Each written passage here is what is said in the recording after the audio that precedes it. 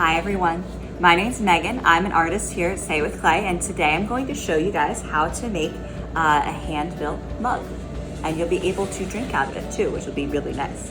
So what we are going to do first is I want to show you guys everything that is in your kit and what you're going to use it for, right? And then I'll also talk about some things you might need that aren't in your kit that you could find around your house. So the first thing is you get 2 pounds of clay. And we're gonna use all of this to make our mug, so we'll make a really nice big mug. Second thing is some dental floss. We're gonna be using this as a wire tool. We also have a piece of a comb, which we're going to use to scratch and attach if you've ever used clay before. If not, I'll explain how to do that when we get to that point. You have a sponge in case you need to smooth anything. You have a wooden pin tool for a variety of things. Another flossy kind of tool to use for a couple different things. We have some paintbrushes for potentially our slip or for our glazes. And we have several different glaze options for you within your kit. Okay, so I'll talk more about all of these in a minute when we get to those points, right? Some of the extra things that you might need for today is some sort of small container for water if you need it to wash out your brushes while glazing. You might need a separate thing of water to make your slip. You will also need something to put your glazes on if you're mixing any colors, like a meat tray or a paper plate. And you might need some newspaper today to help give our mug a little bit of stability while we're working on it. The last thing specific to our mug is to find something to help us make our shape. You could use a wooden spoon. You could use the end of like a rolling pin. You could use the end of any other sort of like kitchen utensil, but you want it to be longer and to be rounded or semi-rounded. Because we're going to use this to get our shape of our mug. So I'll show you how to do that in a minute. So let's push our tools to the side, because the first thing we're going to be doing is we need to wedge our clay.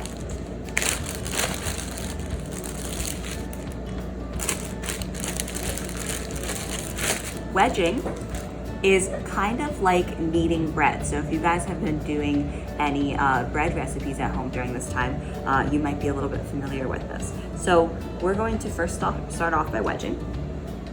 And I like to stand up when I wedge, so I'm gonna stand up so you can see what I'm doing. And I'm gonna do it from the side so that you can see. So the way that we wedge is we push down our clay, we push it and pull it towards us. And what this is doing, so pushing out, pulling it towards us, I can turn it, push it out, pull it towards us. See how this is getting a spirally shape as I do that? The reason why we're doing this is so that there will be no more air bubbles in our clay. And if you've done clay before, you might have heard that having air bubbles in there when we go to fire it in the kiln, which is kind of like a giant oven, that heats up our clay, makes it more durable and finishes it.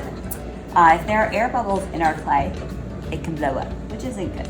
So this will eliminate that problem. And we want to wedge about 20 times. It's essentially squishing out and popping any air bubbles that are in here and squishing all of the clay together.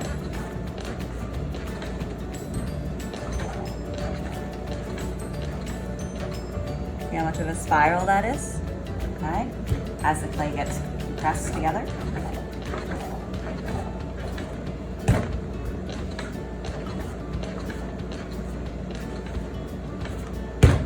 All right, now when you are finished, you are going to use your dental floss to cut into this and check that there are no more air bubbles. So I'm going to pull this through,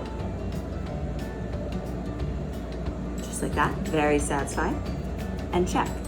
Do I see any pockets in here?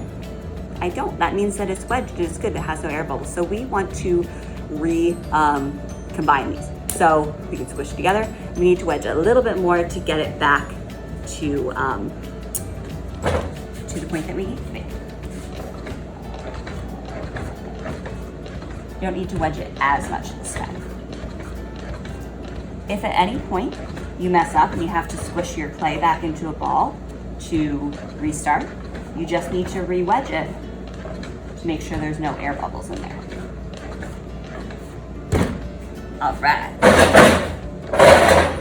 So now I think we're ready to start making our mug. So first thing we need to do is we need to take some clay off of here to save it for our handle. Okay, so I'm gonna take off, I could use my lovely dental floss again because it's really fun, this part. And take off, yeah, not that much for our handle. I'm just gonna put this to the side so that we can use it later. Okay, so now I have my hunk of clay, and this is sort of like making a pinch pot, but it's gonna be a little bit different because we're gonna be using that kitchen spoon or whatever other object you found to help us to make it wider rather than using just our hands. So we're gonna make this into a cylinder, all right? So we can roll it between our hands, we'll roll it on the table a little bit to start making it go outward. We can also squish it and turn it in our hands, okay? And we wanna make it a little bit shorter than how high we want our mug to be, okay? So, or around the same size. All right, once you have it to a decent cylinder, you're just going to hit the bottom and the top to get it to be nice and flat. Okay, so now I have our cylinder. So now we are going to, instead of trying to stick our finger into here like we would with a normal pinch pot, we're going to be using our tool to press into our clay. You want to make sure that you are not going through the bottom of your piece. So just going down a little bit at a time, and you're going to start to turn it around to widen it until you can get to the point where you can put your hand into the mug to make it wider. So now I'm going to start to go out more. Okay, I'm supporting it on the outside with my hand just to make sure that it's not like completely destroying the wall. I'm going to make sure I'm doing that at the bottom as well. Okay. And I'm adding more force towards the bottom if I can. Starting to push that out into the walls more. I can probably get my hands or my fingers into the top part at this point.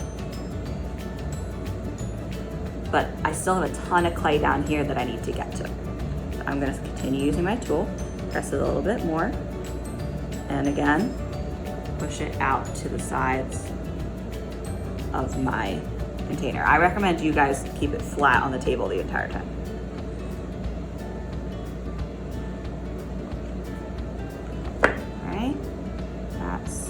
Pretty close to the bottom, so we're probably pretty good at this point as far as going into the bottom of our clay. Now we just need to widen it. Okay, so I'm going to start using my fingers to push and pull my clay outward and upward. Right, so you guys might have smaller hands than me, so you might be able to get in here a little bit more, but I'm using my thumb to press my clay outward up into my wall. Okay.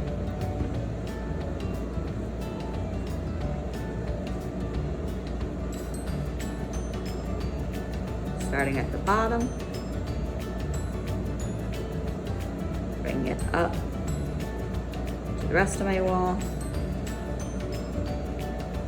turning my pot as I go because I don't want to focus just in one spot. You do want to try to keep this as consistent as possible, the walls, because if you get them too thin in one spot, it can collapse. So that's when I said earlier, if you mess up and you're not happy with the way that your shape is forming, you can just squish it back into a ball, re-wedge it, and restart. This clay is pretty forgiving, and it gives us the opportunity to, try once. If you don't like it, restart, and do as many times as we need to. If you do restart and you notice your clay is getting a little bit dry, it's starting to crack, you might need to add a little bit of water to get it to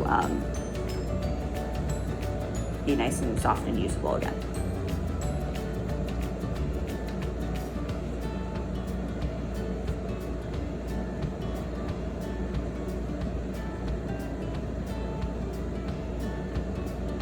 Probably don't want it much thicker than, I would say the max thickness that you want is a 1/2 inch.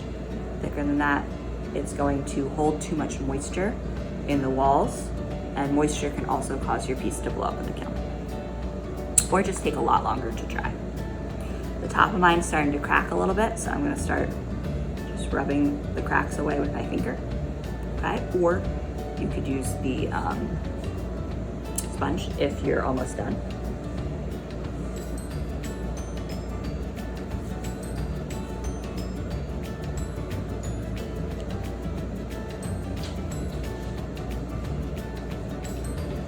Just pushing any extra clay that's at the bottom out into my walls. Some of this is a little difficult for me because my nails are kind of long right now, so they're kind of poking into my clay, but that's something that I could smooth out later with my sponge if I wanted to. So now I'm pretty happy with my shape. It's not as wide as my example one, but I kind of like that it's taller. It's completely up to you. It's your own luck, okay? So, now I'm ready to think about my handle. So I have my extra lump of clay. I'm going to roll this out into a coil or a snake, but we want it to be not too skinny.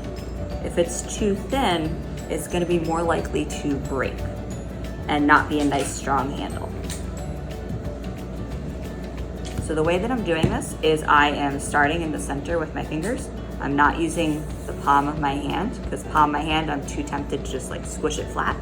And I'm not applying a ton of pressure, and I'm moving my fingers out as I go.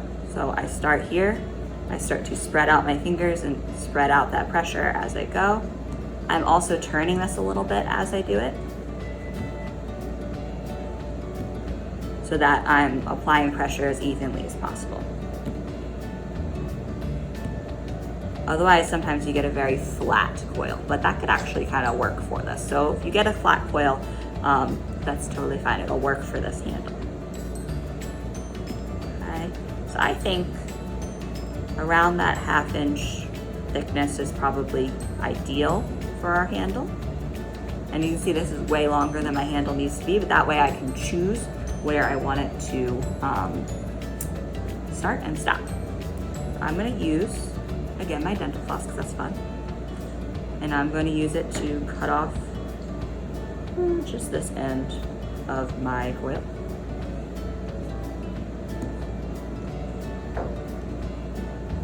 All right, so if I imagine this is where I want my coil to start, how big does my handle need to be? And actually, I'll probably put my newspaper in here at this point, because I'm happy with this shape. So that way it doesn't get smushed at all. So if I have this start here, probably want my handle to be about that long. So I would mark where I want it to be, and then I can cut it. It doesn't have to be perfect, I just like to use this because it's fun. Okay, and then I have extra in case I decide that I want a different size handle. So I hold this on here, I think that's a decent size. So now if you've ever done clay before, you know that every time you attach one piece of clay to the other, you need to do something called scratch and attach or score and slip. So I'm gonna take one little container of water, and I'm gonna take a little piece of clay. All right, so now we're going to make our slip. All right, so slip is kind of like our glue that is going to attach our two pieces together. So I'm gonna take some of my extra clay and put it into my water, and I don't need a lot of water at all for this. And all I'm gonna do is use my finger to just smush my clay around in my little bowl and mix it with my water a little bit. It's gonna make it slimy, which is what we want. Okay, so now I have some slip, and then I have my piece of comb that I'm using to scratch. And then I have one more tip for you with our handle before you go to attach it, is I want you to take your handle, I want you to curve it like a frown, and tap it a couple times on your table, just lightly. That's going to flatten out the ends for you, so it's gonna make it easier to attach these to our mug, all right? So now we are going to scratch or score where we want our handle to start with our comb. And I'm gonna go in a couple different directions, okay? I wanna figure out where the bottom of my handle is gonna be. Right here, same thing. A couple different directions. And now I have to do that on my handle as well. You need to do it to both pieces of clay that you're attaching together. If I took my handle and I just kind of squished it on here and I didn't scratch and attach or use slip, it's gonna pop off into the kiln. And that's not good, because then you will have a handleless mug. So I'm going to use some of my slip, and you could use a brush for this, or I don't care if I'm getting messy, so I'm just gonna use my finger. Get some of my wet clay, put it lightly onto where I scored, where I scratched. Same thing on the bottom, and same thing on both sides of my handle. The watery slip kind of goes into all of those score marks. And when we attach them together, it kind of works as Velcro. So squishing that, attach on both the bottom and the top. Now if you just leave it like that, it's also probably not going to stay. So what we have to do is we actually have to blend these together. I think the easiest way for us to do that with this is just your finger. You could also use a tool if you wanted to use this to blend that line in between, you could. I'm just gonna squish some of my handle into my mug. Just getting rid of that line and really connecting them together.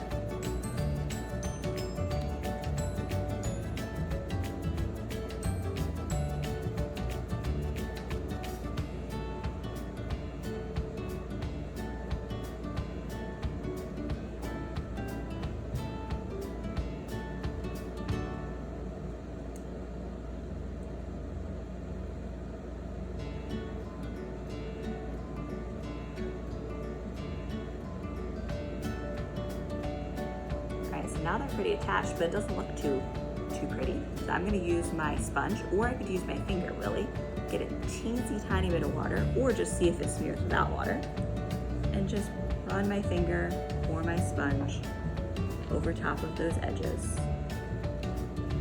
and it's gonna smooth everything out. You don't wanna add too much water when you're smoothing things, because the clay already has a lot of water in it that makes it, moldable for us to use. And at a certain point, it can't absorb any more water. So if you add a ton of water, it's gonna sit on the surface and make it really slimy and gross. And then it's gonna take forever to dry. So we don't want that. So use minimal water. I think some of the best tools are just your fingers, because you have a lot more control over that. So I'm just running this over the top edge of my mug to get it really nice and smooth. See how smooth that is? And I can do that over the sides too if I want. Run my finger over top or pull my finger down. See how smooth right there is compared to right next to it. Or like I said, you could use your sponge.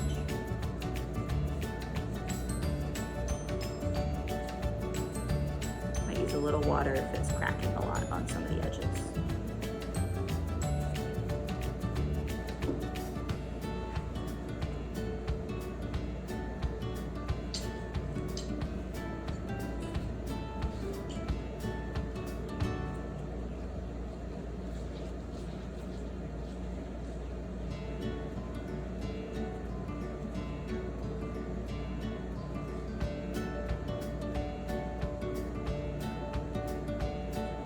I'm pretty happy with how smooth my mug is. Now, if I want, I can add some details. So you notice on our sample mug, all of these details are carved into this. So I can show you how to do that, and I'll also show you how to add something if you wanted to. If I wanted something to be three-dimensional, I can take a piece of any extra clay I have. I can flatten it out. Maybe I could roll it with the end of my spoon or whatever it is I used for my cylinder. I can use my pin tool to carve something, say heart. Carve it out of my flat piece of clay.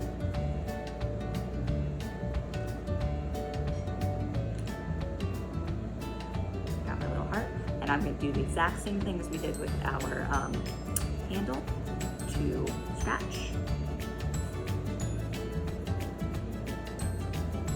Both pieces. And then use slip to attach.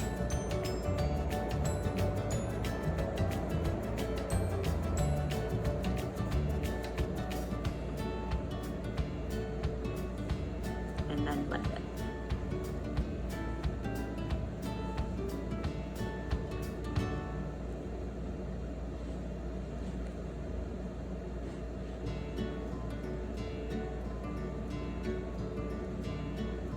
And then smooth it.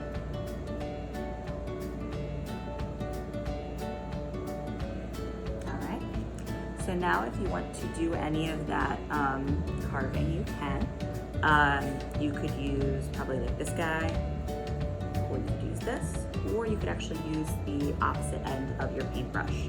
Or you could use a pencil too. So if I wanted to maybe do like a swirl, I'm lightly pressing into the wall of my mug. I don't want to press in too hard. If I press in too hard, I'm going to poke through.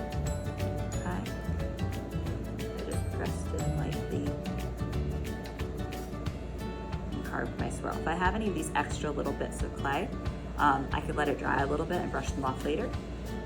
Or you can run over it with your sponge or your finger. And that can smooth things out for you. Right? So I could try my different tools to see different effects. What I like. I can press things in lightly, again, so you don't press through the wall, to get different textures, because they can feel really cool when they're all done. Maybe I could even use this. Okay. Try that on the edge of your mug as well. I would probably leave your handle pretty plain, because you don't really want to mess with it, because you can be kind of delicate at this stage. So, now that I'm done constructing my mug, I am ready to glaze. And actually, before we do this, so we don't have to pick it up once it's dry, or when it's drying, I would flip your mug over and I would carve your initials very lightly, again, so you don't poke through the bottom with the pin tool, so that once this is all finished and at the studio, we'll be able to make sure that you get your mug back and you don't get it mixed up with somebody else. All right, so now we're ready for glazes. So you are going to get little containers of glaze. You're gonna get black, white, and 3 different colors. Okay? So the thing about glazes is it's pretty much like painting, except these are made of something different, something that can withstand the hot temperatures that we're going to put it through in the kiln. And they're actually going to become a little bit darker or a little bit brighter once we fire them in the kiln. We'll also be adding a clear glaze on after to make them shiny and make it all sealed, okay? So I can choose whatever glazes I want. And I have my brushes. This is why I would say to have an extra little container of water so that you can clean them off if you need to. When you're glazing, I had mentioned earlier that can stain your clothes, so I would be careful to wear a smock or something, or a big t-shirt. And you could also protect your table if you want with a piece of newspaper. Okay. So you're gonna get your tray or your paper plate if you wanna mix things. You could do a base coat first. So like if you wanted to make your whole mug blue and then make just your heart a different color or just the certain carvings different colors, I would do your base coat first. So what did I say? Blue. Open your little container, pour a little bit on here. Maybe I want to make it a light blue. So I could a little blue.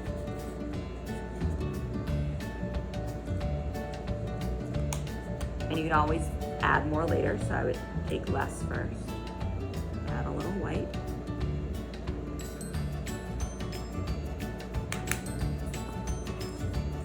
And I can mix the two together to make a new shade of blue. Remember, it's not going to be this exact shade. It's going to be darker or brighter once it goes through the firing process. All right?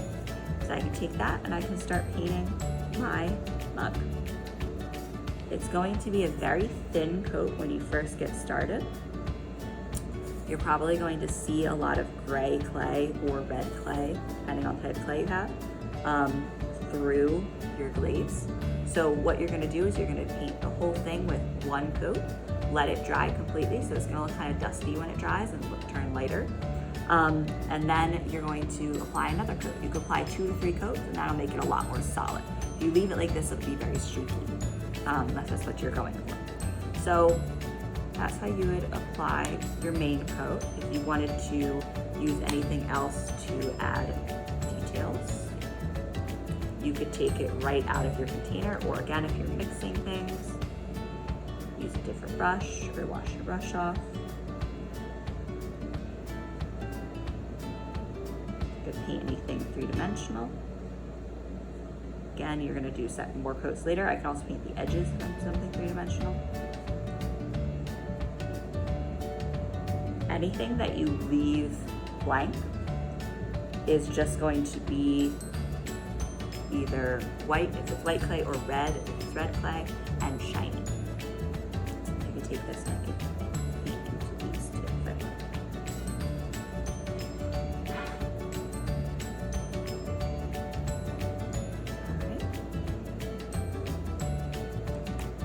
And then you're good to go once you finish glazing. So I hope you guys had a good time creating with me, and that you're excited about your mugs, because you'll be able to drink out of them when they're all done. All right, bye guys.